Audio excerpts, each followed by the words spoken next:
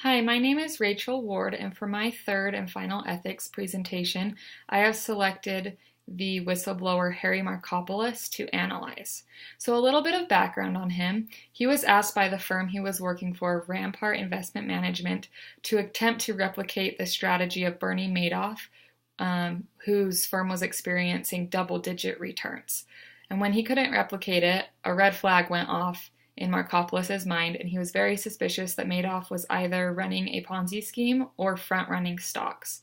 So Markopolos reached out to a contact he had at the SEC with jurisdiction over Madoff's company to warn them, and though he received little response, he continued to funnel tips to the SEC. In 2005, Markopolos sent a memo to regulators summarizing his analysis regarding his suspicions, and the memo was responded to by concern from the SEC that Markopolos' previous tips and suspicions had not been followed up.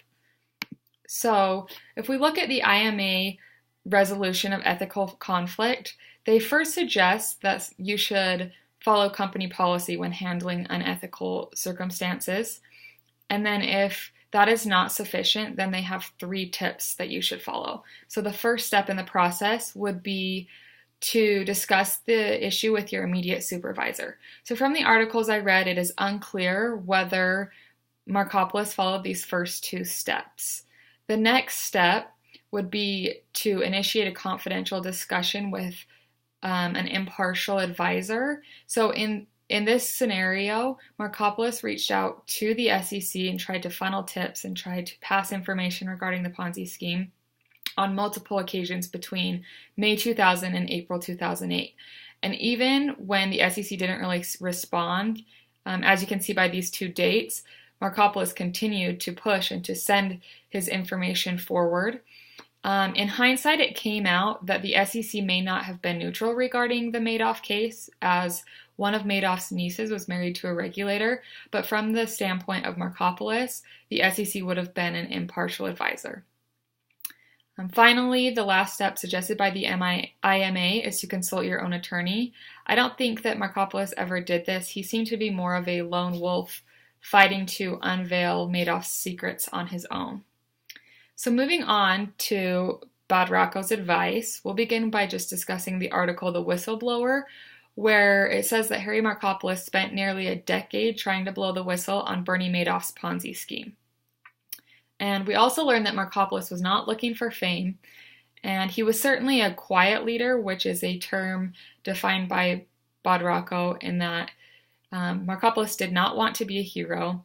And even after all of the events have gone down, he is weary of sharing his story through the platform of a movie or book, and he is not an attention seeker as he is described by those closest to him. So Badraco's first piece of advice is to put things off until tomorrow, and some interesting things in the article stated were that Markopolos knew within 5 minutes that there was fraud involved in the Madoff case, and yet he did not immediately report it. He spent 4 more hours beyond that proving mathematically that it was fraud. So I think this is a good example of not responding and reacting right away, but instead analyzing and looking at things and looking at the bigger picture. Badraco's second rule is to pick your battles. So I believe that Markopolos' decision to pursue this case was a very calculated one. He informed the SEC that none of the big names on Wall Street were trading with Madoff, and I think that's suggesting that, they also had suspicions of fraud with regards to Madoff, so this was certainly a scheme and an issue of unethical behavior that needed to be unveiled.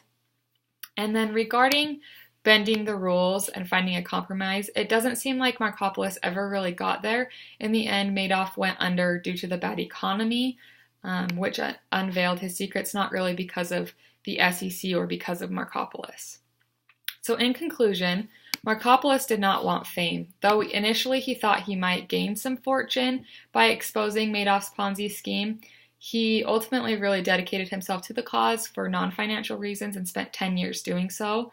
When interviewed after the fact, he did not feel like a hero at all. In fact, he discusses feeling horrible for all of the victims of Bernie Madoff's Ponzi scheme who suffered incredible damages financially. Thank you.